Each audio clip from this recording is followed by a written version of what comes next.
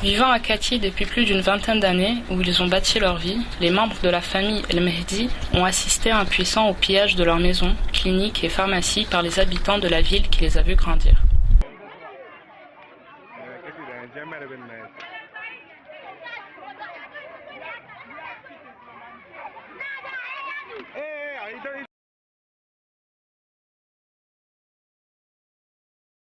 Ça a commencé le matin. Bon, il y avait un climat normal. Les gens, tu ne sentais pas vraiment de l'agressivité venant de la part des patients. Ils n'étaient pas vraiment, comment pourrais-je dire, ils étaient comme les autres jours. Mais jusqu'à 9h environ, il y a des troupes de jeunes qui sont venus à la pharmacie. Bon, vous avez des pierres, des bâtons. C'était un grand nombre. Il y avait des enfants, des hommes, des grandes personnes. Et ils sont venus, ils se sont dirigés vers la maison, vers la clinique en quelque sorte. Bon, lorsque je les ai vus arriver, j'ai fermé la pharmacie et je suis parti à la maison dès lors. Mais disons que pour moi, je me disais que ils allaient juste manifester, ils allaient continuer. Mais à ma grande surprise, ils ont commencé à lapider le bâtiment, le lieu de travail, qui est un lieu de santé, et la maison elle-même. Et peu de temps après, ils se sont arrangés à piller l'endroit. Ils ont commencé avec la pharmacie, qui je ne sais pas par quel moyen ils ont pu ouvrir la porte, parce que c'était vraiment du fer et c'était bien fermé. Donc ce qui s'est passé, en réalité, je ne m'attendais pas du tout à cela. J'étais vraiment très loin de penser que ça pouvait arriver chez moi au Mali. Et en plus, j'étais vraiment dans une atmosphère studieuse de travail parce que j'aidais des jeunes à monter des entreprises pour leur propre compte, pour leur famille, afin qu'ils soient à jamais éloignés du chômage. Donc j'avais vraiment beaucoup de pain sur la planche et j'étais dans une dynamique qui m'apportait professionnellement beaucoup de choses et qui m'apportait humainement beaucoup de choses parce que, comme j'ai dit, c'est vraiment des centaines de jeunes avec qui je travaillais pour essayer d'améliorer leur quotidien et ainsi donc améliorer la vie aussi au niveau du pays. Donc et voilà ce qui est arrivé. Il est arrivé un pillage, je ne m'explique pas ce que c'est, avec énormément de gens qui sont venus piller notre maison, nos bureaux, les maisons de mes enfants, et brûler, piller, casser, voler, jusqu'à ce qu'il ne reste pratiquement rien que les murs des maisons. Donc casser les vitres, défoncer les portes, défoncer les fenêtres. Donc ça m'a fait quand même un très grand choc parce que c'est pas facile d'imaginer ça quand vous avez donné toute votre vie pour construire votre pays. Et c'est la raison pour laquelle je dénonce. J'ai quitté mon lieu de travail à 8h. Je suis allée légaliser des papiers avec un cousin à moi. Bon, j'étais de retour aux environs de 8h30, 9h. Et de retour, il y avait une masse de personnes de tout âge, des enfants, des adolescents, qui jetaient des cailloux sur nous. Bon, heureusement, ça ne nous a pas touchés. Maintenant, mon cousin et moi, on a fait demi-tour. Il y avait des militaires arrêtés. J'ai vu quand même des militaires en tenue. Ils n'ont rien fait pour vous aider, pour vous secourir? Bon, au début, ils n'ont rien fait. Ils n'ont rien fait. Maintenant, de retour maintenant, on a fait demi-tour, on est parti au camp. Je suis un cousin à mon papa. Un camp militaire? Un camp militaire. Je suis un cousin à mon papa qui est lui aussi capitaine de l'armée malienne. On est resté chez lui. On est resté chez lui, pensant que nous étions en sécurité là-bas, comme c'était camp militaire, il y avait des militaires à côté, en tenue militaire. Nous sommes restés là-bas. Je suis restée en contact avec mes frères et sœurs.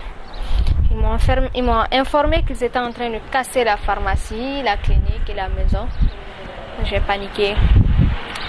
Disons qu'on s'est caché dès lors. On s'est caché dans une toilette, dans la chambre des parents. Alors j'étais avec ma mère et puis une de mes cousines, avec une tante qui était cachée à la clinique, à la cafétéria. Je n'ai pas vu l'État qui est venu à mon secours. Comme j'ai dit, ma maison a été totalement pillée, saccagée. Et mes amis qui se sont préoccupés de moi, de me donner un peu de quoi vivre et me cacher un peu le temps de nous mettre en sécurité. J'aurais voulu que ce soit mon pays, que ce soit les autorités de mon pays qui le fassent. On nous dit que c'est une marche de femmes qui se sont plaints parce qu'il y a leurs maris qui sont au front, qui luttent contre les rebelles. Mais je veux bien, mais malheureusement, ce n'était pas que des femmes. Il y avait énormément de personnes, des hommes, des jeunes, des enfants. Il y avait des gens en tenue. Je ne sais pas de quel corps ils sont. J'ai appelé le commissaire. Je lui ai dit que le cas là, c'est en train de s'aggraver. Il n'a qu'à faire quelque chose. Il dit oui, de patienter. Je lui ai dit d'accord, je patienterai. J'ai attendu. Il a envoyé une voiture, un renfort, mais sans matériel de défense et sans gaz lacrymogène. Ils étaient combien environ, les gens qui l'ont envoyé? Je ne sais pas. Je ne sais pas, ils étaient combien. Maintenant, je l'ai rappelé, je lui ai dit, tes gens là, ils ne foutent rien. Je veux qu'on fasse quelque chose, je veux qu'on les fasse sortir. Et ils n'ont rien fait? Ils n'ont rien fait. Il m'a demandé si c'était sûr qu'ils n'étaient rien en train de faire. Je lui ai dit, oui, c'est sûr, ils ne font rien. S'ils étaient en train de faire quelque chose, on n'en serait pas arrivé là.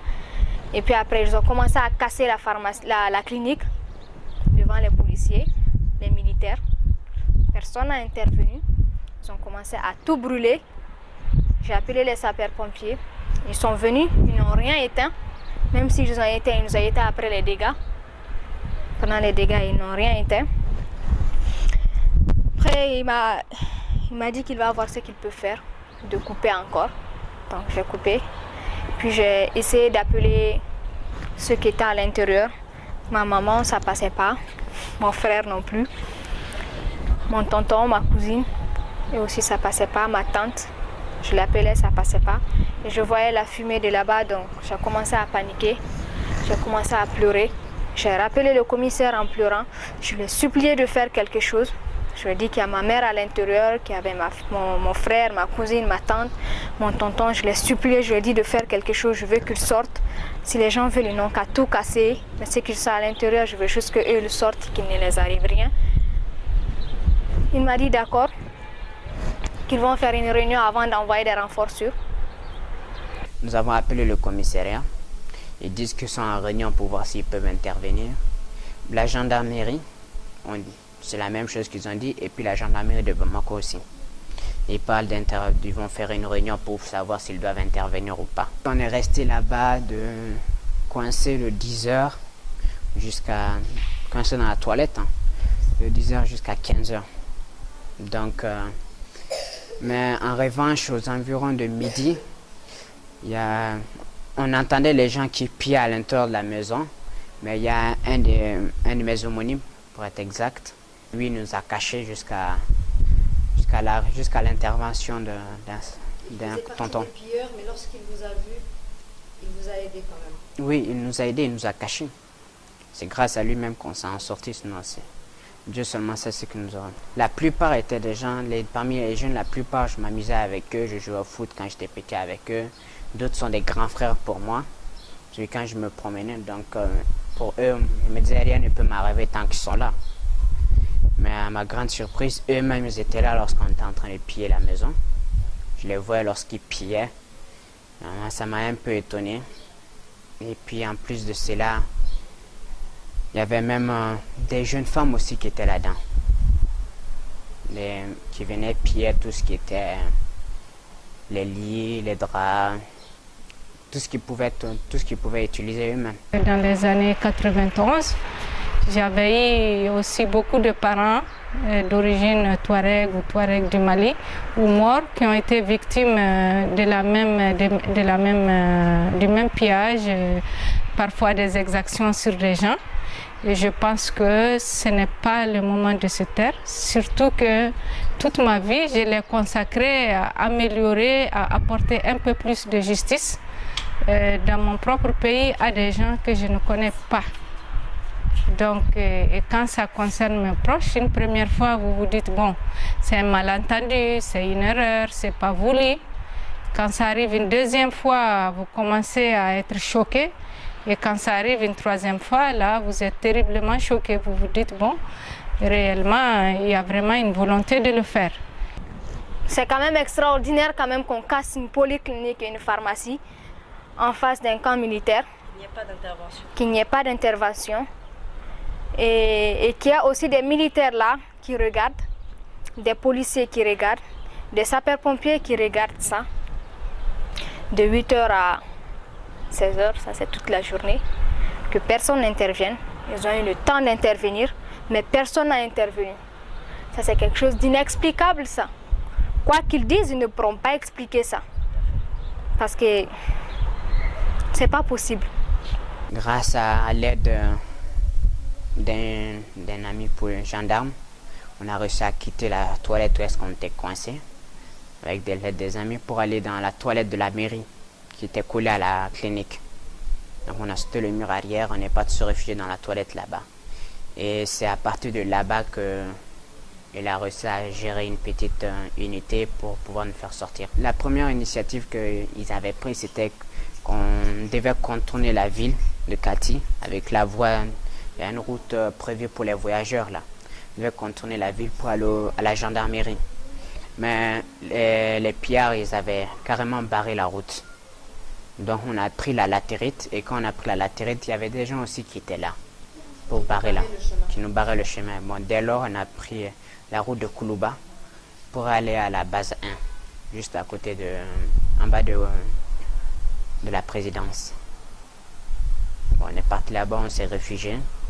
On est resté là-bas de 16h jusqu'à 20h, qui de là, on est parti chez un grand-père. J'ai quitté parce que j'ai senti que non seulement d'abord ma sécurité n'a pas été assurée, ni celle de ma famille, ni celle de mes biens. Donc c'est ce qu'on appelle une violation de domaine privé, tout à fait. Donc là, il fallait réfléchir vite parce qu'on s'est dit, bon, si on est arrivé à là, on peut passer à autre chose, d'autant plus qu'on a déjà vu ce genre d'actes se passer avec des pertes de vies humaines. Dans les années 91, à Gao, à Tombouctou, à Mopti, il y a eu énormément, même près de Ségou, dans ma propre famille. Donc il y a eu des pillages qui se sont soldés par d'énormes pertes en vies humaines. Bon, d'abord, il y a eu un premier convoi qui est parti le premier jour, le premier la nuit, aux environs de minuit, 1h moins. Et puis le deuxième, c'était nous avons quitté le 2 à minuit moins. Premier convoi, le matin à la première heure, ils étaient déjà à la frontière. Et puis nous, le deuxième convoi qui a quitté la nuit du 2, on a conduit toute la nuit pour être à la frontière à 5h.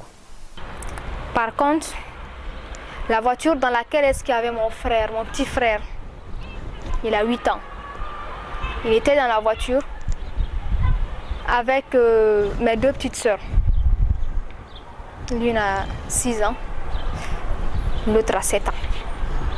Ils sont restés et ils étaient dans la voiture. La voiture dans laquelle ils étaient, c'est cette voiture qu'on a arrêtée.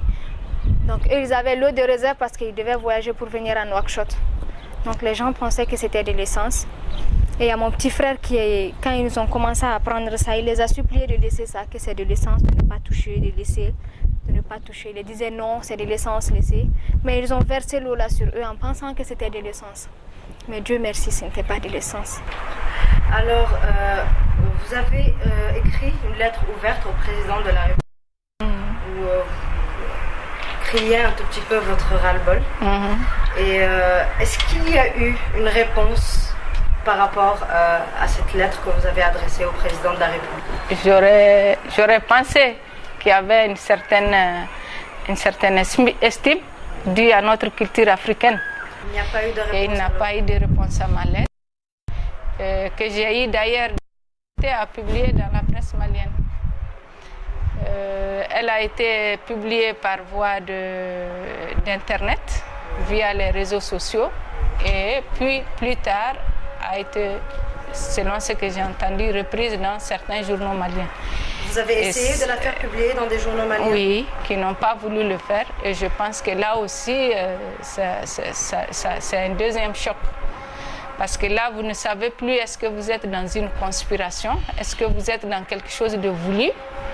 Et vous vous posez des questions que vous êtes en droit, et je suis en droit de me poser ces questions. On n'a pas eu vraiment de difficulté à quitter le territoire malien, sauf qu'on avait un problème de papier. Parce que durant le pillage, on a perdu tous nos papiers, donc il fallait qu'on les reconstitue pour pouvoir quitter le pays. Mais on a quitté la frontière aux environs de 9h, et puis la frontière de la Mauritanie, on l'a quitté aux environs de 14h pour être à Nouakchott la nuit. La situation actuelle est dangereuse, elle est grave. Parce que de mon propre point de vue en tant que citoyenne civile, l'État vraiment doit mettre tout en œuvre pour protéger les civils. Parce qu'il ne suffit pas de dire pour moi que quelqu'un est mécontent dans un coin du Mali et qu'à cause de son mécontentement, moi, on peut venir violer mon domicile, piller, sans que poursuite ne s'en suive. Et comme ce n'est pas le premier cas, ni le deuxième, ni le troisième, je pense que là, on doit vraiment tirer des conclusions. Et c'est pour ça, moi, j'ai décidé de me battre contre ça. Répertorier les gens qui ont été victimes, répertorier les assassinats qui ont été faits, parce que je pense que ça va de pire en mal. Ça va de pire en mal à ce niveau, parce que tout ce qui s'est passé précédemment, il n'y a pas eu de la justice qui ne s'en est pas saisie, l'État n'a pas dédommagé les gens, il n'y a pas eu aucune excuse. Donc ça, c'est terrible. Je pense que c'est terrible quand ça se passe dans un État qui se veut démocratique. Ce n'est pas possible de continuer comme ça. Donc, est-ce que vous avez eu des difficultés à quitter le territoire malien, justement? Bon, disons que je n'ai pas eu de difficultés parce que j'avais des amis qui étaient décidés à m'aider. Et j'en profite pour les remercier.